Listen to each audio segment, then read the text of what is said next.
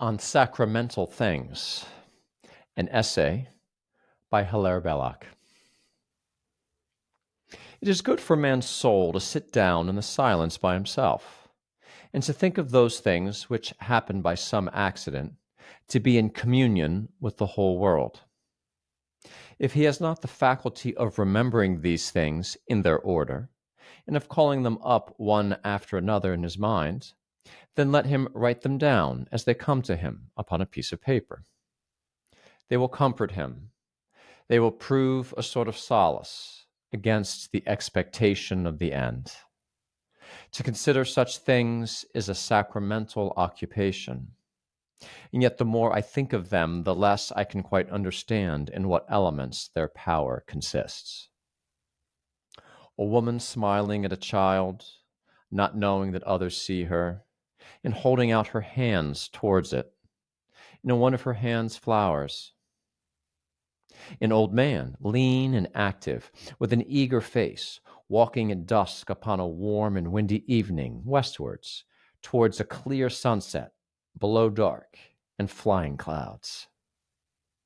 A group of soldiers, seen suddenly in maneuvers, each man intent upon his business, all working at the wonderful trade, taking their places with exactitude and order, and yet with elasticity.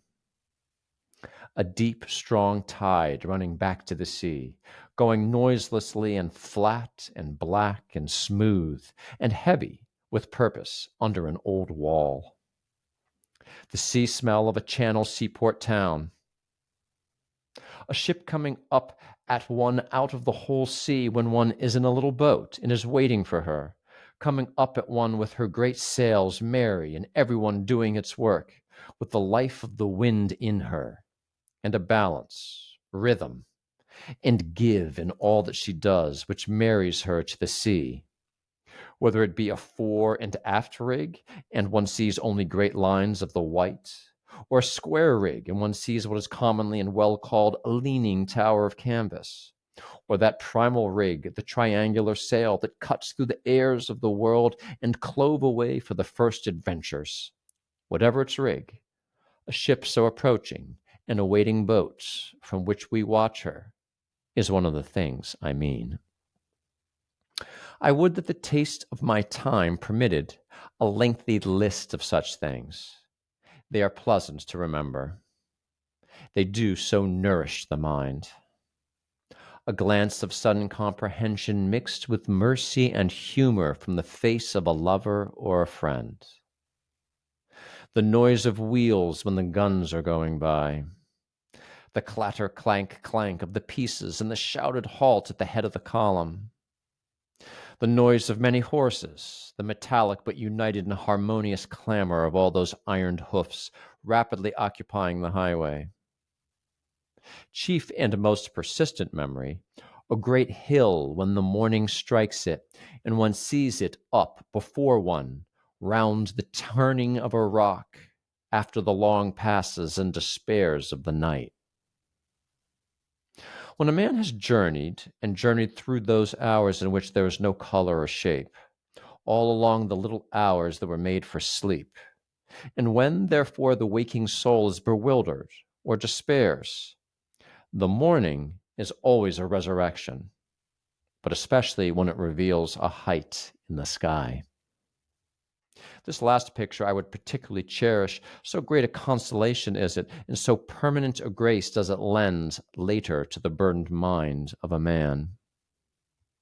For when a man looks back upon his many journeys, so many rivers crossed, and more than one of them forded in peril, so many swinging mountain roads, so many difficult steeps, and such long wastes of plains, of all the pictures that impress themselves by the art or kindness of whatever God presides over the success of journeys, no picture more remains than the picture of a great hill when the day first strikes it after the long burden of the night.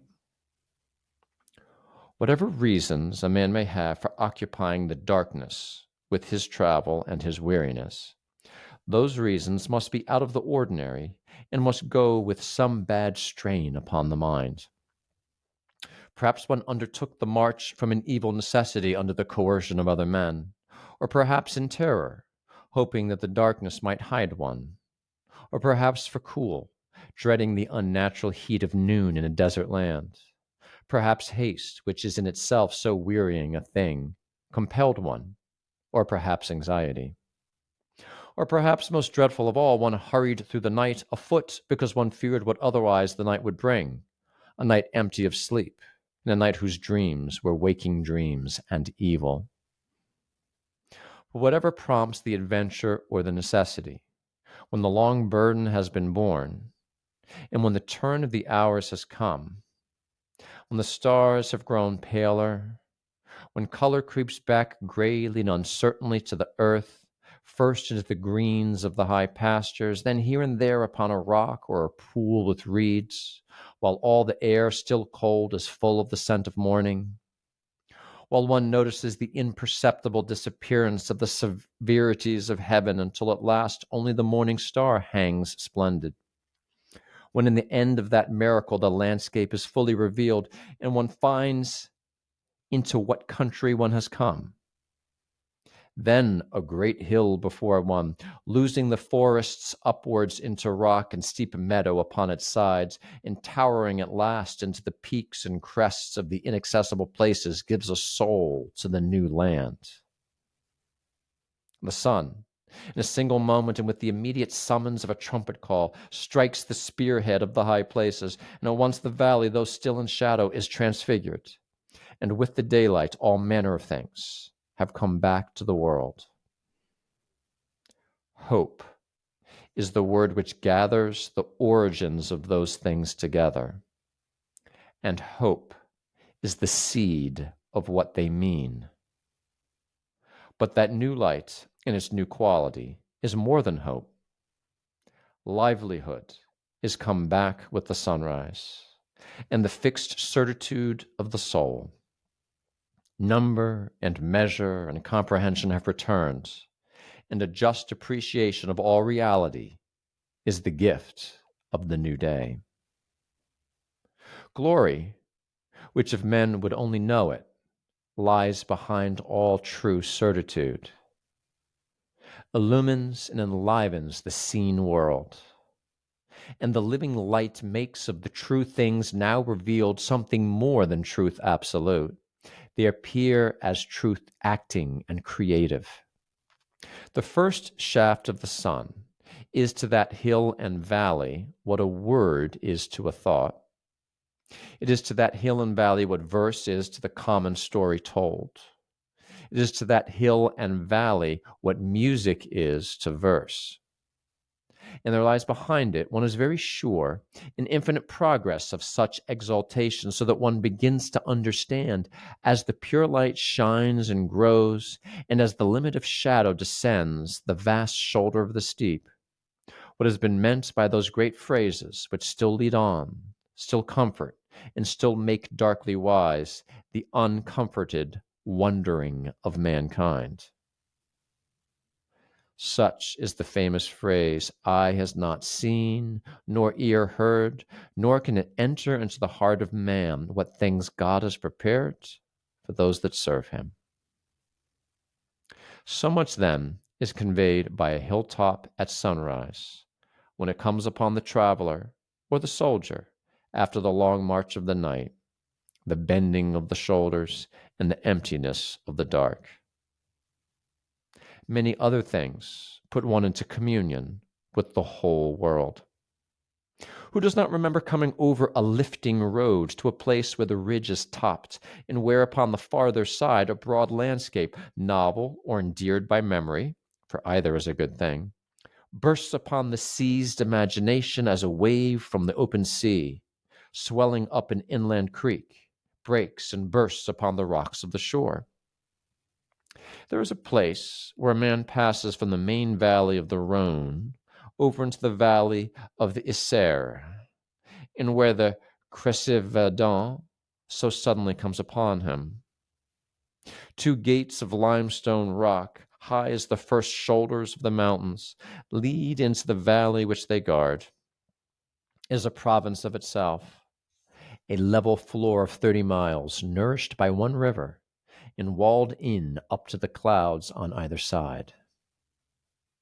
Or again, in the Champagne country, moving between great blocks of wood in the forest of Reims, and always going upward as the ride leads him, a man comes to a point whence he suddenly sees all that vast plain of the invasion stretching out to where, very far off against the horizon, 2 days away, twin summits mark the whole sight sharply, with a limit as a frame marks a picture or a punctuation of phrase. There's another place more dear to me, but which I doubt whether any other but a native of that place can know. After passing through the ploughlands of an empty plateau, a traveler breaks through a little fringe of chestnut hedge and perceives at once before him the wealthiest and the most historical of European things, the chief of the great capitals of Christendom, in the arena in which is now debated, and has been for how long, the faith, the chief problem of this world. Apart from landscape, other things belong to this contemplation. Notes of music, and stronger even than repeated and simple notes of music, a subtle sense in its association, a familiar printed page. Perhaps the test of these sacramental things is their power to revive the past. There's a story translated into the noblest of English writing by Dassin. It is to be found in his Tales from the Norse. It is called The Story of the Master Maid. A man had found in his youth a woman on the Norwegian hills. This woman was fairy, and there was a spell upon her. But he won her out of it in various ways, and they crossed the sea together, and he would bring her to his father's house, but his father was a king. As they went over sea together alone, he said and swore to her that he would never forget how they had met and loved each other without warning, but by an act of God, upon the Doverfield. Come near his father's house, the ordinary influences of the ordinary day touched him. He bade her enter a hut and wait a moment until he had warned his father of so strange a marriage. She, however, gazing into his eyes and knowing how the divine may be transformed into the earthly, quite as surely as the earthly into the divine, makes him promise that he will not eat human food. He sits at his father's table, still steeped in her and in the seas. He forgets his vow and eats human food, and at once he forgets.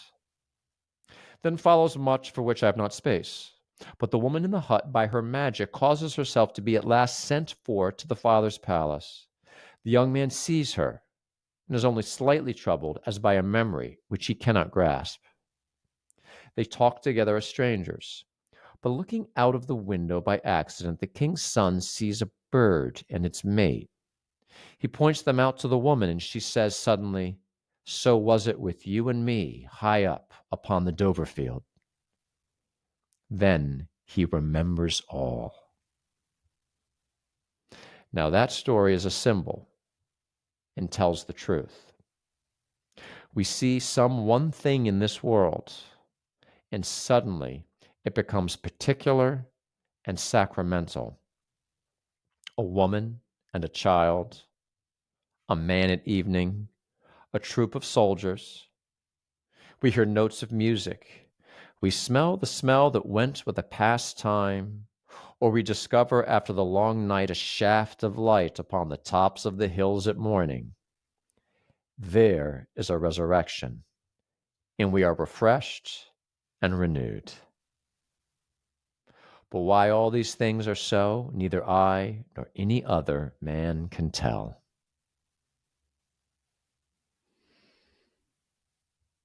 On Sacramental Things by Hilaire Belloc.